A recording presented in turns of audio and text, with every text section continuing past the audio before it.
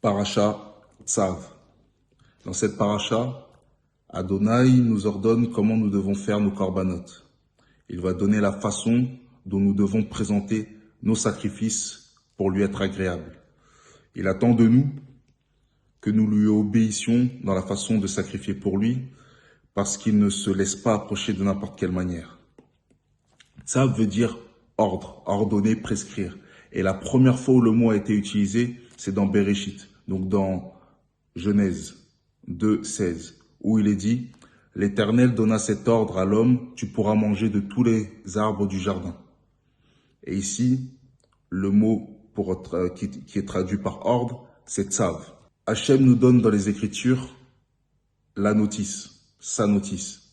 Et il va dire à Israël, pour qu'il se rapproche de lui, il va lui donner 4 types de corbanotes, donc 4 types d'offrandes. Le hola, donc l'offrande brûlée. Le zerar shlamim, donc l'offrande de paix, traduit souvent par action de grâce, ainsi de suite. Le hatat, pour les transgressions involontaires. Et le hacham, pour les transgressions spécifiques. Maintenant, parmi tous les ordres, les préceptes que l'Éternel nous donne, la question que l'on peut se poser, c'est: peut-on remercier Dieu de n'importe quelle manière? Ou comment veut-il qu'on le remercie? Et le passage de cette paracha qui a retenu mon attention, pour moi, c'est le zerar shlamim, ou simplement shlamim, qui est un korban toda, et sa description est dans Vaïkra, donc dans Lévitique, au chapitre 3, qui doit être pris avec le passage de Vaïkra, enfin le passage qui concerne notre paracha.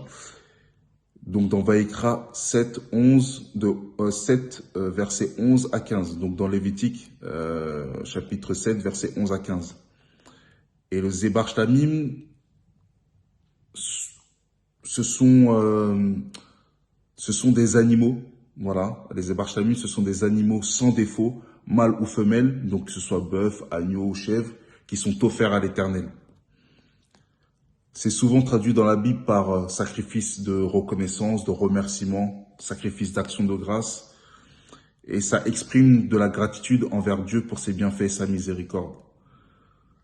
Par exemple, David Améler, donc le roi David, dans le psaume 107, parle des situations qui vont amener l'homme à offrir des shlamim, donc des offrandes de paix. Shlamim veut dire offrande de paix. C'est un sacrifice volontaire. Shlamim et shalom ont la même racine. Et il y a là une notion de complétude, complet. Okay, de paix, de complétude, d'être pleinement rempli. Et la racine du mot, elle est shalem, qui veut dire rendre, payer, restituer.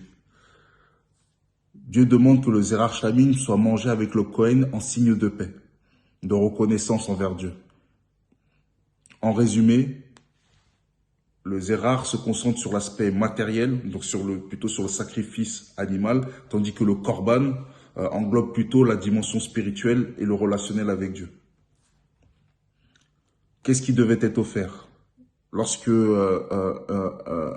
un Israélite se présentait devant l'Éternel, l'Éternel lui demandait pour le remercier, bien évidemment, parce qu'on est dans la notice, et on est dans ce que l'Éternel a demandé qu'on lui apporte en remerciement. Il est dit des gâteaux sans levain pétris à l'huile, des galettes sans levain arrosées d'huile, des gâteaux de fleurs de farine frits et pétris à l'huile, du pain levé pour son offrande, un sacrifice de reconnaissance et d'action de grâce par élévation, et tout devait être mangé le même jour. Tout devait être fait en un jour. Et quand on décortique ce passage on peut voir un véritable champ lexical messianique, puisqu'on a les chalot, on a les matzot, on a les hakik, donc les différents types de pain. On a également le lechem, qui est du pain.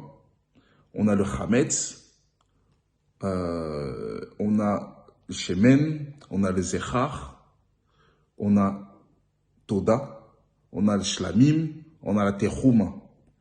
Donc, étant donné que ce sacrifice est une mitzvah, est un commandement, donc mitzvot au pluriel, sachez que mitzvot et matzot ont la même racine, qui est tsav. Et pour accomplir les commandements, il faut être humble. C'est-à-dire que il faut être sans l'orgueil du levain pour être agréable à l'Éternel.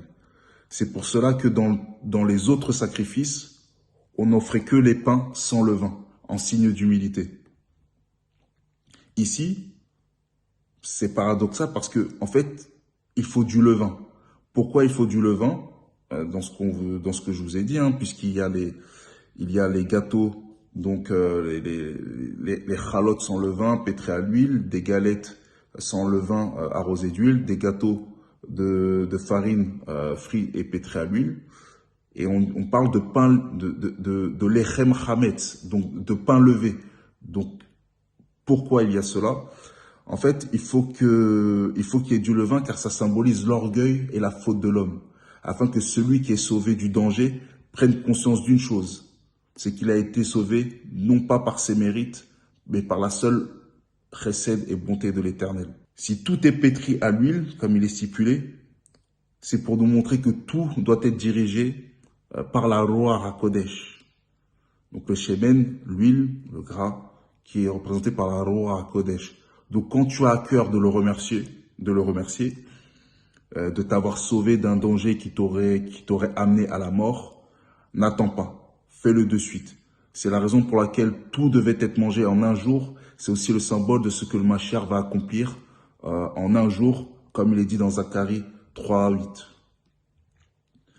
Dans ce passage, l'huile est mentionnée, donc shemen est mentionné 3 fois, comme pour nous indiquer qu'il y a une triple onction.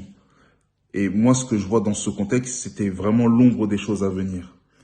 Donc la compréhension que moi j'en ai de ce passage, ce que je vais vous dire là n'engage que moi, mais tout ça nous renvoie au Mashiach, qui, rempli de la Roa Kodesh, était la matzah qui a accepté de prendre à Golgotha notre chametz, donc notre péché, sans qu'on ne puisse le mériter. C'est pourquoi le Père nous ordonne, donc tzav, de le remercier par son fils Yeshua HaMashiach, qui est la matzah, donc matzah qui est le produit de la terre, au travers de son sacrifice, le zechar, pour nous offrir la possibilité de nous élever, de nous rapprocher de l'Éternel, afin de pouvoir obtenir la paix, la plénitude. Donc on vient de voir que le Zerar Shlamim est un sacrifice où il y a la notion spirituelle et animale pour la vie et le sang versé, mais il y a également la notion végétale liée à la terre au travers du blé, pour faire les chalotes, pour faire les matzot, tout ce qui est fleurs de farine, c'est lié au matériel. Et ça me fait penser à Yeshua qui intervient et unit les deux dimensions, le céleste et le terrestre. En clair, ce sacrifice nous permet de concilier les deux dimensions. En conclusion, l'offrande de paix ne doit se faire qu'en accord avec Dieu. Car c'est lui qui donne la notice, c'est lui qui donne la route, c'est lui qui donne l'itinéraire, c'est lui qui valide les offrandes qu'on lui apporte, les sacrifices qu'on lui fait. Pour que ce sacrifice volontaire soit valide et complet, on doit apporter la vie et le produit de la terre. Comme vous avez pu voir, il y a les différents chalot, matzot, ainsi de suite, les différents pains, mais également le sacrifice animal. L'un ne peut pas aller sans l'autre. C'était les deux en même temps. Et cela me rappelle les korbanot d'Evel, donc Abel, qui offre la vie, et Caïn qui offre le produit de la terre. Pour moi, c'est aussi une offrande à laquelle Dieu prend plaisir, car pour moi, c'est une correction et une réponse à l'acte qu'a posé Caïn envers Abel, puisque Abel est une typologie du Mashiach qui a été mise à mort. Shabbat Shalom.